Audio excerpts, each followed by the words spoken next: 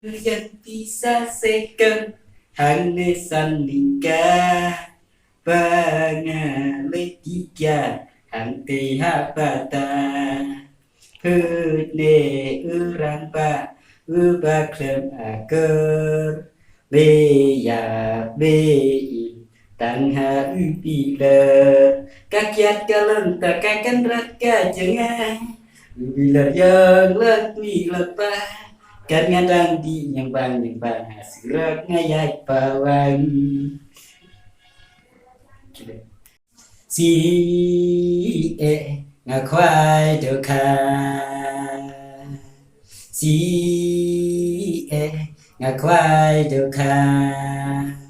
pangalit kwai doka pangacakar sudah palagi palai hasirat kita rasniu si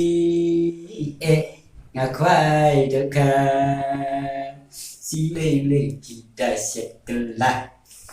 akan dekat perti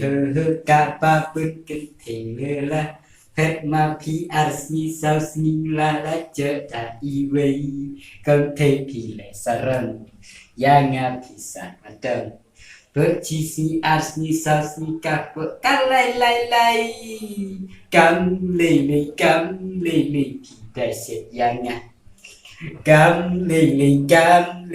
tidak setelah akan nikah peti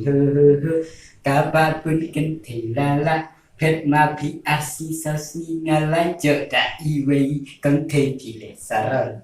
yang bisa madang peti kapal kas katerima